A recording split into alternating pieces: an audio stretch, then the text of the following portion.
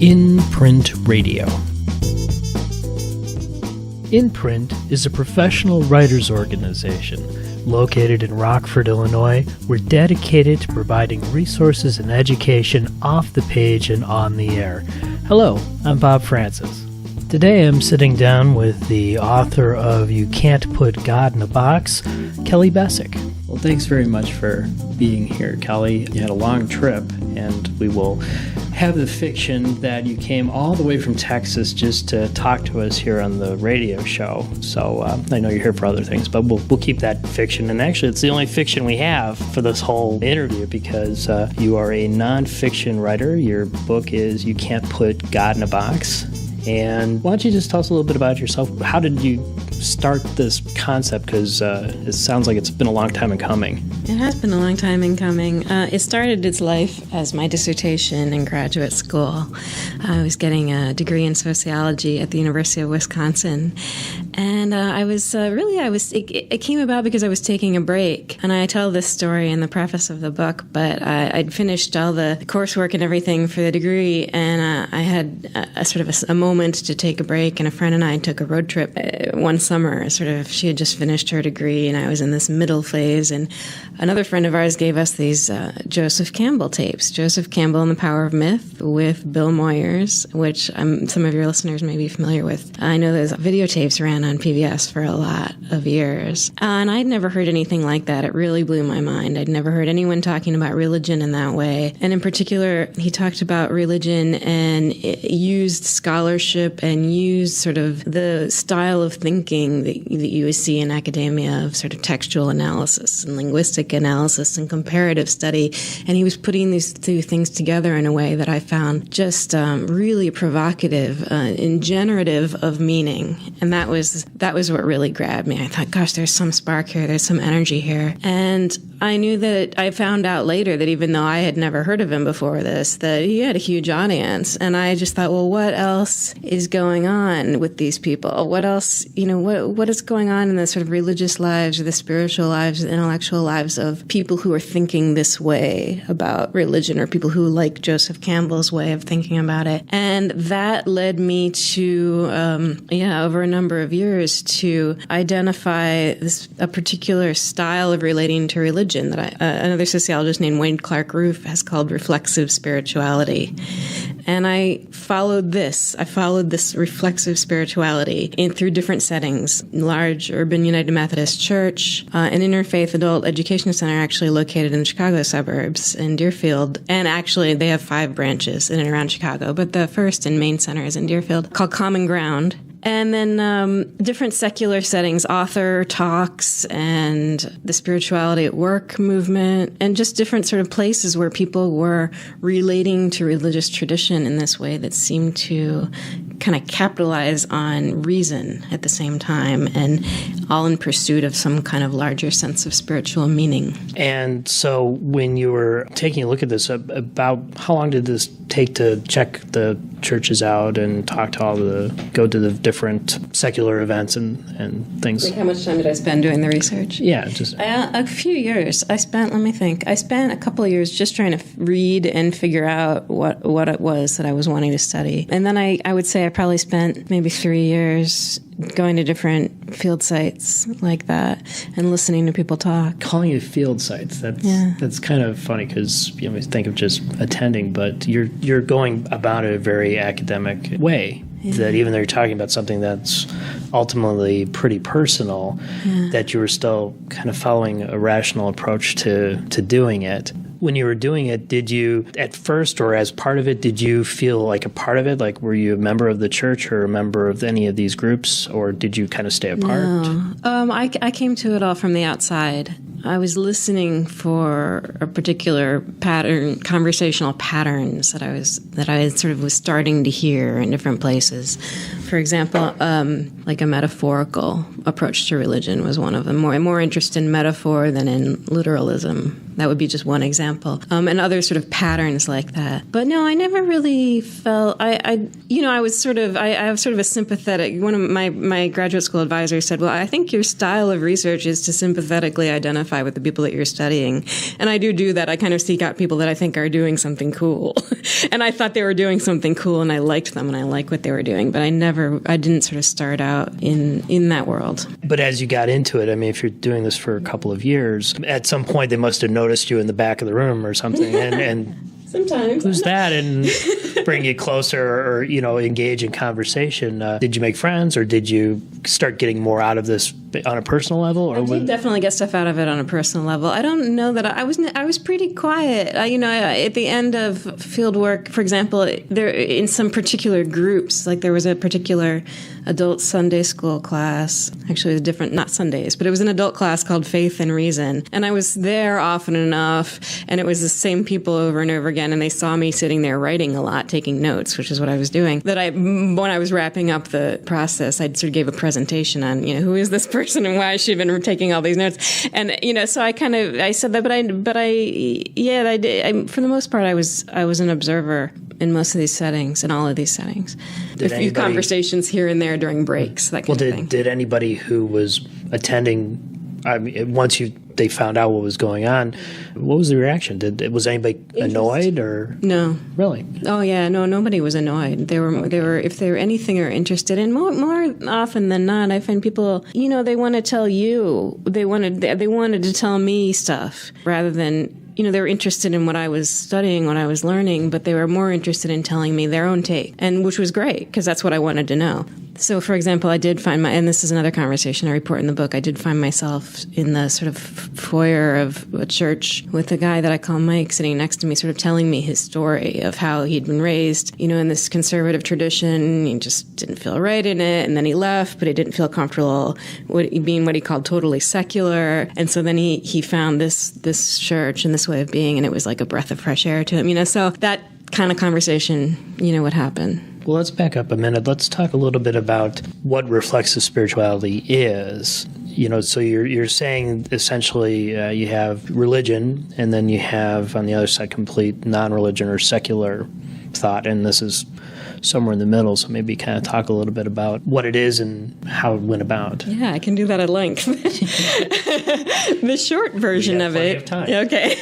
The short version, I guess, of reflexive spirituality, I think something that I say in the book is that it's imagine yourself sort of holding your spirituality or your spiritual perspective, your religious perspective out at arm's length periodically, and sort of taking a look at it from the outside and holding it up maybe next to other possible spiritual perspectives. What that looks like in practice is, for example, say I was raised a Christian, and I might sort of take a step back and say, well, wait a second, the Dalai Lama says this about nirvana. Well, that's interesting. What does that mean does that relate to what I might think about heaven? Or I noticed that in Judaism, there's a lot more emphasis in ritual and practice, and collective, sort of doing rituals at the same time as all the other Jews and community. What does that, how does that relate to what I grew up with, like maybe an emphasis in my brand of Christianity on individual belief or something like that? So people kind of doing this kind of open, ongoing, kind of critical thinking, or even within one tradition, because all the traditions are so diverse historically, kind of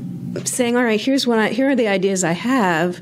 What else is out there? And how might I grow? How might I, kind of critically incorporate different ideas into my spiritual perspective? And where the idea comes from of reflexivity is that sociologists there's a particular sociologist named Anthony Giddens who's written a lot about that we have what he calls a reflexive modernity, meaning that more and more in our society we're doing this in all spheres of life. We're not taking things for granted. We're making everything kind of a reflective project so that people go to therapy, not just necessarily because they've got a problem, but because they want a space to sort of ongoingly take a look at themselves and say, wait, who do I want to be? What do I want my life to be? How can I construct that? Or businesses, they'll go on retreats, right, to sort of step back and say, all right, where are we? What have we been doing? What are our new goals? What are other companies doing?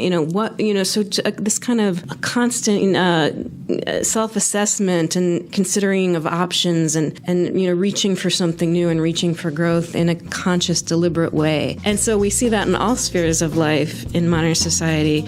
And so what this book is describing is people doing that in the sphere of religion too. We're going to have to take a break here, but I'll be back with more of my interview with Kelly right after this.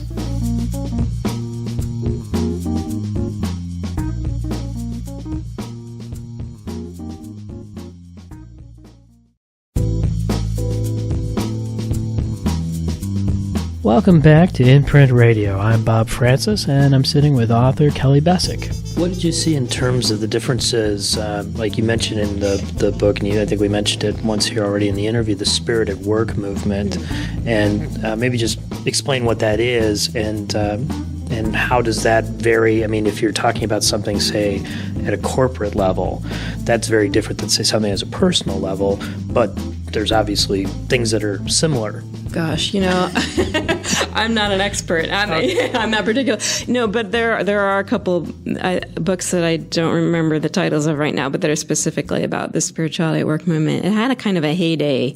I'd be curious if any of your listeners happen to know if there's still sort of some vibrancy going on in that movement. In our company, I don't know if we've never called it that. I'd never heard of it that way, but a couple of years ago, we started talking more about, instead of we're here, we need to be here, so you all need to work harder, which was pretty much everything else that we talked about. It became more of, we're here, we're going to go to here, but we all need something else in our lives besides being here. And I remember when it happened, it was very surprising. Had no idea where it was coming from, and it just kept happening. And I don't know if it necessarily improved our bottom line, but I think it gave us more of a team atmosphere more than any of the other team building exercises we had ever done. I mean, we'd gone out to play laser tag before that and shot each other out and got a lot of aggression out. But this, where we all got together and went to a food kitchen or a food bank and handed out food for a couple hours. Oh, wow. And that bound us together a whole lot better, I think, than... Yeah, some things that's still going on. Oh, yeah, well... Wow, that's great to know about. Wow, yeah, when I was doing field work, it was sort of a loose network of people, executive coaches and business leaders involved in wanting something more than just the bottom line. They felt like, okay, yeah, the bottom line is important, but is it really the only thing that's important? Some of them were focused on ethics, business ethics. Some of them were focused on, I think, the kind of thing that you're talking about, kind of a service orientation. And some of them really, just wanted to sort of some way of bringing in other values or a sense of deeper purpose or higher purpose or deeper meaning to their work lives. Like, what are we really about here? Something like the mission statement getting crafted and then never looked at again. That was frustrating to them because they felt like, well, that, maybe that's more important than we think it is.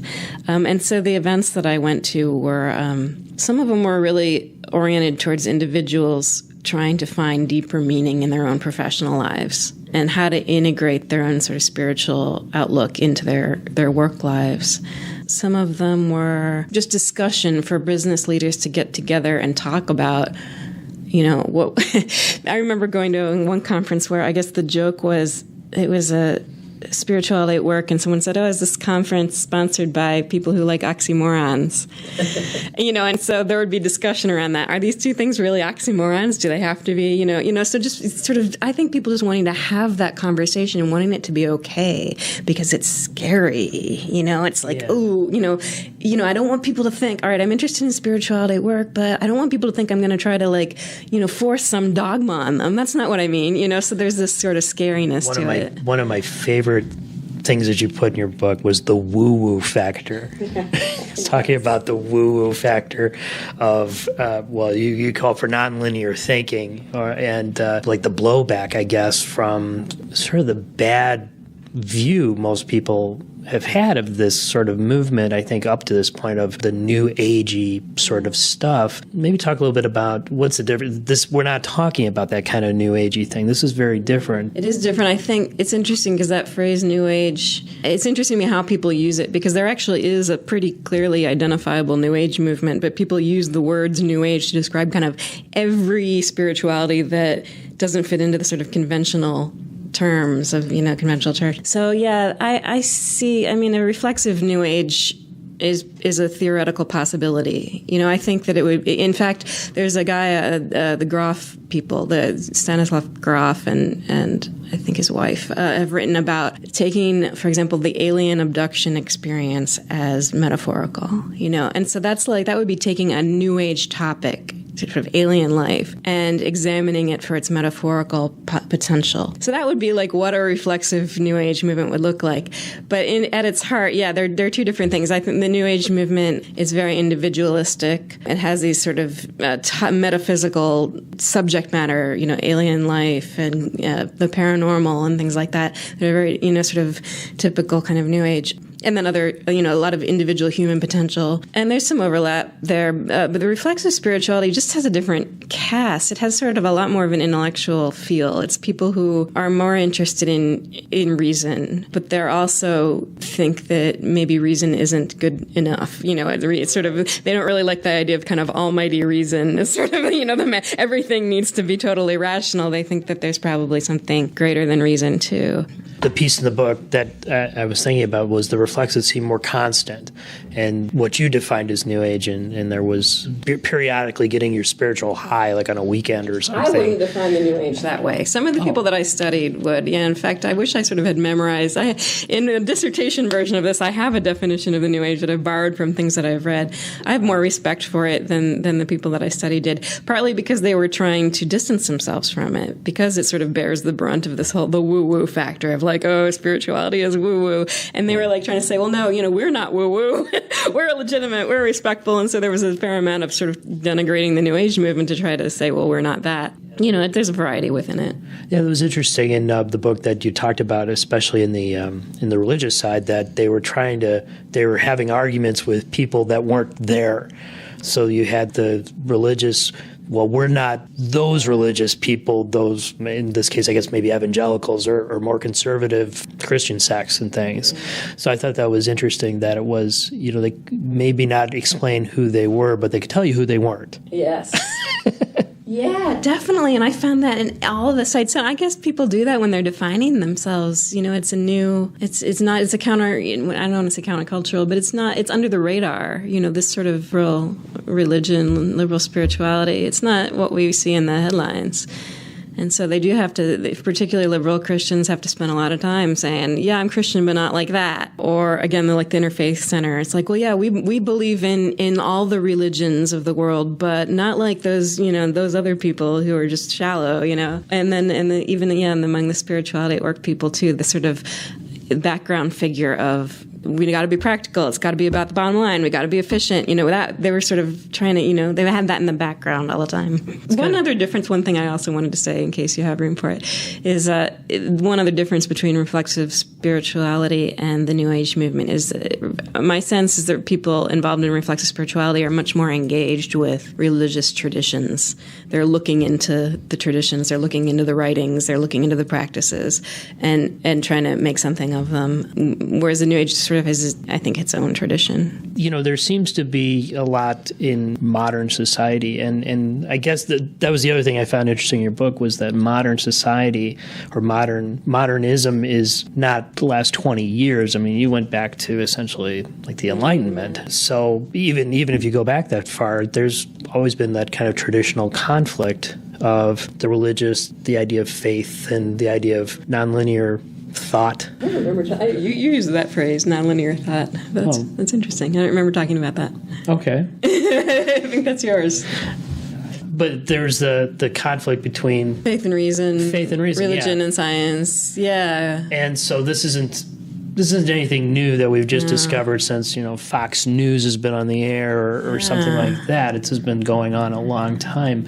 And has there always been this reflexive spirituality since then? Or when did this really start? Wow, history of it. I don't know how. Yeah, you can trace its history, little branches of it in different places. But I wouldn't say that this particular thing existed from the very beginning. I would say that it kind of has roots in transcendentalism in sort of the mid-19th century, at least in this country. And then probably came into itself more during the late 60s and 70s with the kind of interest in different, kind of more individualistic approaches to religion that came in with the baby boomers. But I do think it has its sort of sort of its historical legs in different places. In liberal Christianity, which, has been sort of developing ever since the Enlightenment, I would say. For example, American Judaism and its and Judaism has a long history of study. It's very important to study, and rational thinking is very important in Judaism. And I just think different variables, different sort of historical strands have come together to create this. Well, let's get back to talking about how this all came together then. So once you wrote all this stuff down,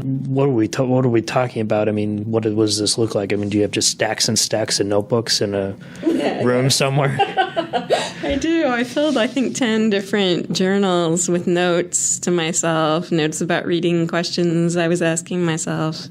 I've got, file folders, a file cabinet full of field notes that I've written in different field sites and related literature and paraphernalia and bookshelves. Yeah, there was a lot to it. Yeah. And so how long did it take you to boil all this down into your dissertation? I started thinking about it in 1997 with those Joseph Campbell tapes, and I finished the dissertation, defended it in 2002. So the whole process took 5 years. And the writing, I think your audience of writers will kind of know that you're kind of always writing sort of before you're writing. There's this sort of pre-writing and the thinking kinds of writing before you kind of sit down to write a draft. But so there was that going on, and then I probably started writing the draft in 2 or 3 years. To maybe 2 years to write the whole thing. So when you started the process, I mean, you probably had some ideas in mind of what you were hoping to find. Did that all kind of develop as you were doing research and saying, boy, I'm starting to notice these patterns? And did that affect your thinking or where your writing or your dissertation was going? Yeah, I didn't really start with much. I started with a sort of an interest. I didn't even know what it was. It was just sort of a sense of something about meaning, something about some kind of richness.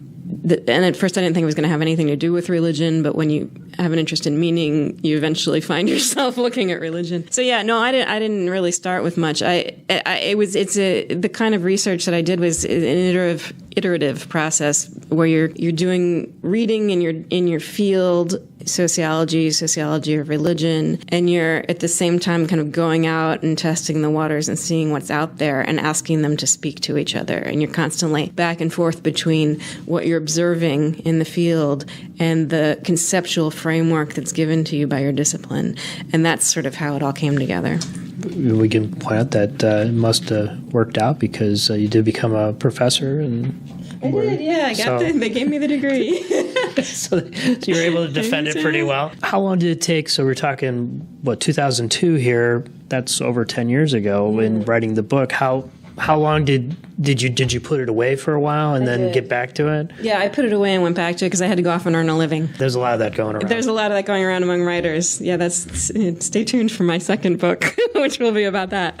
But I had to go off and be a teacher for a while. And I didn't really pick it up again. I kind of looked at it, and I was starting to think about it when at the same time I was starting to think about leaving professoring, so maybe 2007. But I didn't really pick it up again seriously in 2010, and it just, publication date is November 1st. So that was, I would say, a 3-year process. Most of that time was spent trying to figure out the publication process itself and writing proposals and trying to approach agents and then editors and presses and stuff like that.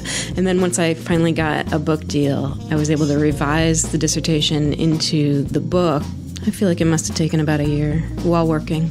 We'll be back with more of my interview with Kelly right after this.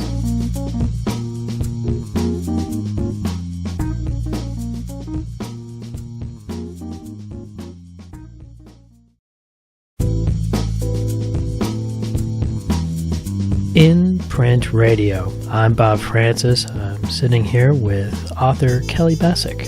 So you went the route of having an agent, or not an agent, as opposed to being like independently published. Was there anything that they asked you to do or change, or what did you learn about the process as you went through it? The hardest part is getting the publisher, and I think probably a lot of your listeners will be familiar with that too.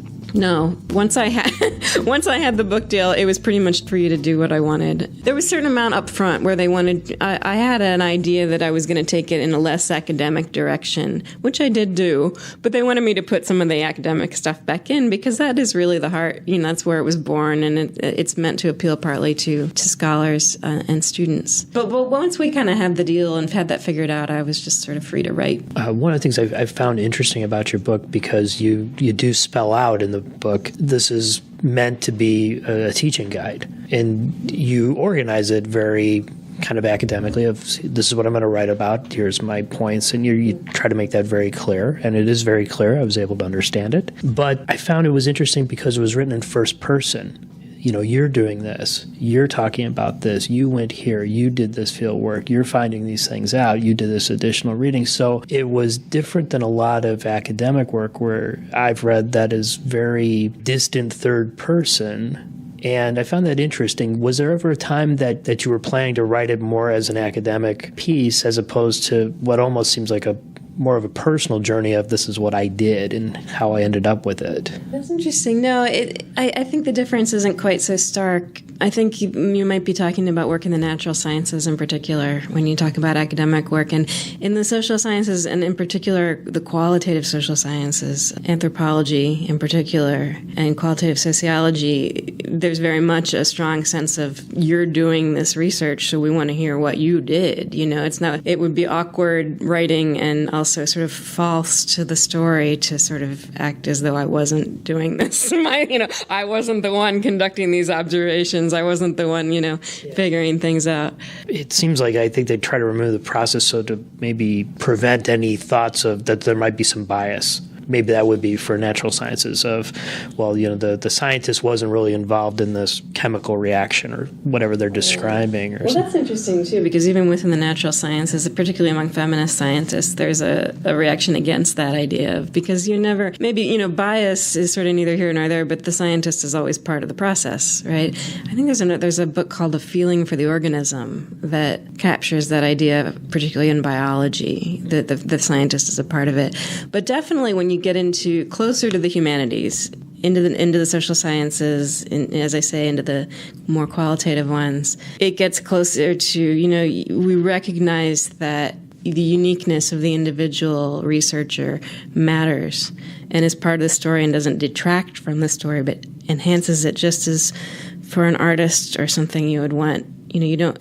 I guess I think of something like Margaret Mead or any anthropologist. You wouldn't necessarily send the same, two different scholars to the same setting, say in Samoa, and expect them to come up with the same things. You wouldn't even want that. You want this, whatever unique individual, and their sort of systematic training they've had from their discipline has sensitized them to particular things, and everything that they observe is necessarily going to be filtered through their mind.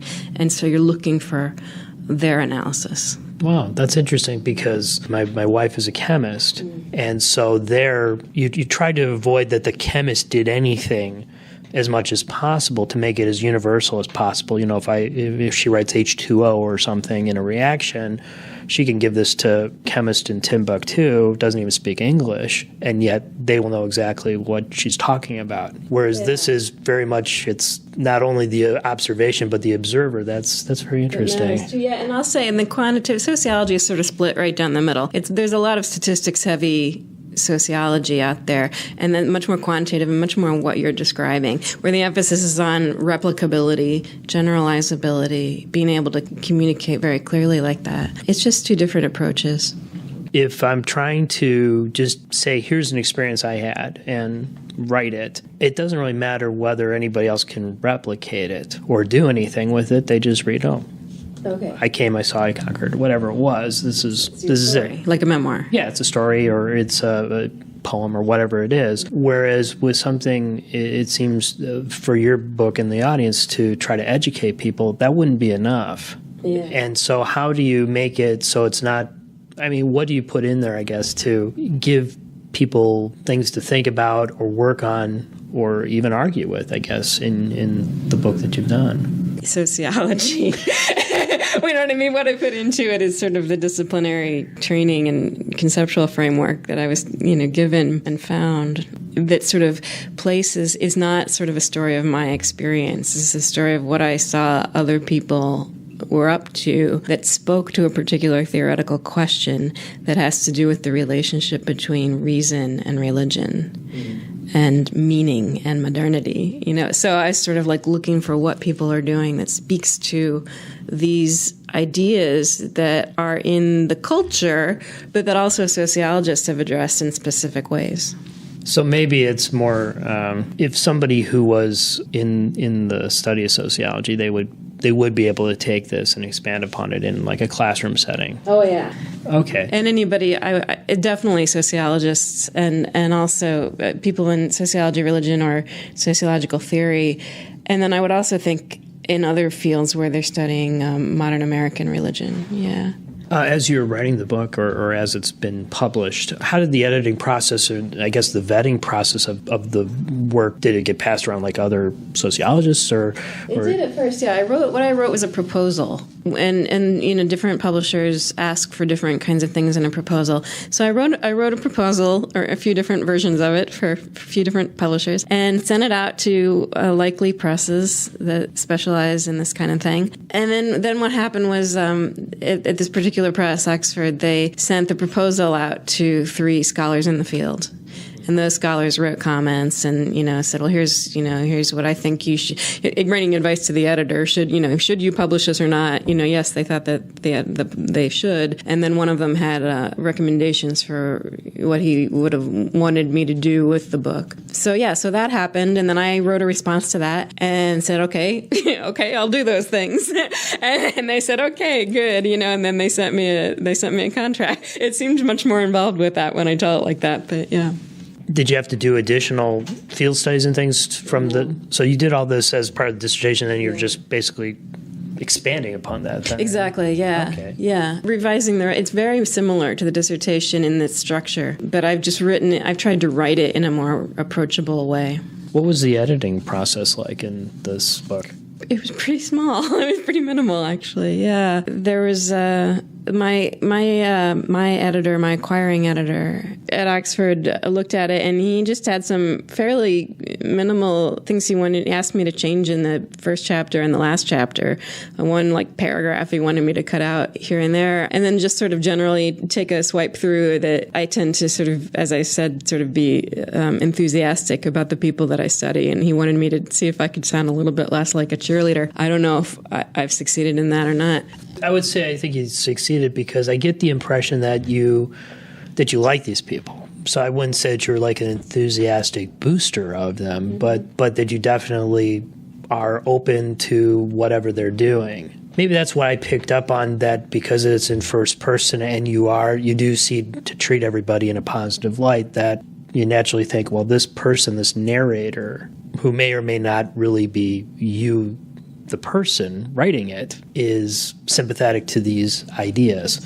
Yes, I am sympathetic. I do think they're doing something cool, but I also am not proselytizing. You know what I mean? I'm not sort of sitting here saying, "Oh, reflexive spirituality for everyone." I'm not doing that either. It's much more. I see it as seeing something out there in society and putting a frame around it and saying, "Look what I see. I've been looking at this carefully. This is what I see. Look, here it is." And that's sort of what I'm doing with the book. What do you think? Do you think this is interesting? I think it's interesting.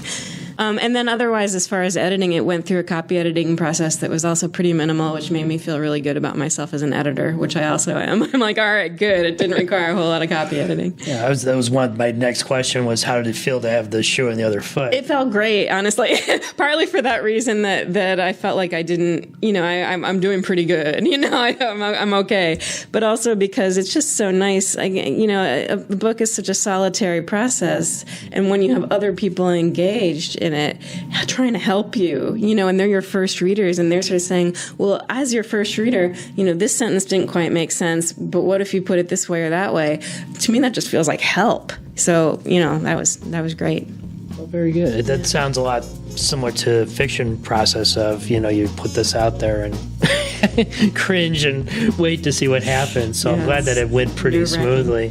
And we'll be back with more of my interview right after this.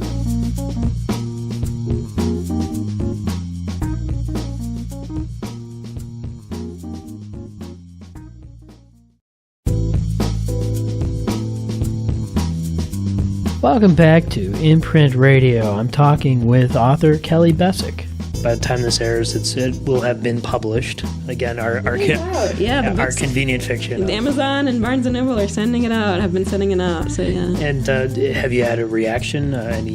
Any reviews? A couple, yeah. It's just going out to reviewers right now, so I'll be eager to see what they think. But the press sent it out to a scholar in the field named Wade Clark Roof, who I owe the concept of reflexive spirituality to him, and he liked it, which made me happy. And then just a couple people here and there, mostly friends, honestly, who've read it and said, hey, I like this, but it's your friends, but my friends are pretty smart, so I'm happy to have their good thoughts. And so what are you doing to promote the book? Again, I'm thinking from like a fiction or poetry standpoint, we do readings and go to book signings and I'm doing a few of those. Yeah, I was at the Texas Book Festival, and I'm doing here in Chicago area. I'm doing a book signing, and then I'm also doing this interview. I did another interview for a podcast with Jamie Ridler Studios, and just kind of trying to maintain my website and things like that. I wrote a blog piece for Oxford University Press's blog, but one of the great things, I think it's so great that there are so many good self-publishing options these days, but it is really great to have a press because I've got their marketing promotion thing on my side. And what kind of things are they doing for you? They're sending review copies of the book out to various media outlets, and the professors get catalogs of books, so they'll be sending this to, sociology, religion professors. They'll be sending summaries of the books they're doing. I have a whole marketing plan from them, but I don't, at the moment, can't think what else is on it. Well, they're doing a lot. And in the independent publishing area, as we've talked with a number of other authors on our show, that's all pretty much a la carte. If you want marketing, you can either pay somebody or you can do it yourself and, hump around with. It's really nice to have someone else, to have an organization, an established, respected organization invested in my book enough to try to promote it themselves. Yeah. They get a cut of the profits. In fact, they get the biggest cut of the profits, but it's worth it because the book gets into people's hands that way. Right. Okay, so what do you got going on now that you've written book number 1? Have you started book number 2? Or book number 2 exists in my head. It's, the journey that I've been through is what launched it. I quit my career as a professor in 2009 and went into business for myself as a freelance editor and a writer. And that's been an interesting process of learning how one follows one's bliss while earning a living. And I think probably a lot of writers probably struggle with that. I have the good fortune to live in Austin, Texas, where there's a whole lot of musicians. Same thing. How do people do this? And I think that what we hear are kind of these cultural tropes, where on one side we have the myth of the starving artist, and on the other side we have follow your bliss and everything will work out fine. And in between, neither of those are really based on anything, but in between are real people who are seriously pursuing a kind of creative calling, whether it be writing or art or music or whatever technology. Someone's encouraged me to think about people and creating their own technology, and needing to figure out a way to pursue that passion while earning a living. So that's what book number 2 is going to be about. And if any of your listeners would like to be in my book and would like to talk to me, please get in touch with me, because I'd love to hear your stories about how you have navigated this journey of pursuing a creative calling that doesn't necessarily earn you a lot of money, or doesn't necessarily earn you any, or doesn't earn any right away, and then also earning a living at the same time, without sacrificing your whole life. And so same idea that you did originally, collecting field work, essentially, talking to people. This one will be interview-based. Okay. Yeah. And also, I don't know, I'm toying around with the idea of some memoir. We'll see. But I want to know how other people are doing this. So, yeah. Well, keep in touch, because we do have some people that have done memoir, and they've been on the show. When you look back at the process that you went through with this, any second thoughts or things that you wish you'd known before? And no. I don't know. I don't even know how to answer that. I don't want to say it, but 1997 is quite a long time ago. And I think about how much personally I've changed in several years. Yes. I don't want to do the math in my head. From that different perspective of age, where you look at something differently, maybe. Or, the culture, I think, has changed a lot from the 90s to now. or at least in my experience, it feels like it has. I mean, was there anything like that you, when you're looking back at what you'd written or things that you talked about that seemed kind of, well, I'm not sure if that's still relevant, or, boy, this is really a lot more relevant now than it was even when I was collecting it? You know, not really. I kind of feel like there's been obviously an economic crisis in the world since I started this, and that's, diverted people's attention in different ways. But this is, you know what I mean? It's still going on. Things kind of ebb and flow. So this is still going on. The substance of it seems about equally relevant to me. The phenomenon itself is growing, particularly within churches. All my sort of life lessons really have less to do with the substance of the book and more to do with the need to write it. The follow your bliss thing, in my case, turned out to be important to do. Writing was something that you do as a student all the time, and so I don't think I realized how important it was to me until I was not doing it very much, and I was teaching, and I just didn't quite feel right in teaching, even though I had fantastic students. And it just took a while to, I had to change my whole life and then get to a place where I really want to get this book. This is really what I want to be doing. I really want to be writing. This is what I feel like I'm meant to do. And I'm going to make that happen, and I'm going to make that a priority. So that's sort of my advice to my younger self, is to sort of listen in to what really makes you come alive and find a way to do that, which I thought I was doing all along. It's just sort of, you just try to figure it out. That sounds like it'd be a pretty good advice for any author, is to just sit down and think about, if writing makes you happy or gives you bliss, keep doing it. And any other advice you could think of that would... Persistence and dedication. Yeah, doing the work, putting the time into doing things like listening to this show and reading the advice of other writers and learning about the publishing process, and then as my dissertation advisor used to say, button, chair, fingers on keyboard, just sort of putting the, I think it's those two pieces, the sort of spark that you have inside you and the diligence and hard work too. All right. I think that's a great way to end it. And hopefully for everybody who's listening, the book makes you think. And I think the interview, we touched on a lot of things that we didn't even have time to finish talking about. So there's plenty of discussion-worthy material. So I would strongly recommend the book. And thanks very much for talking with us. Thank you, Bob.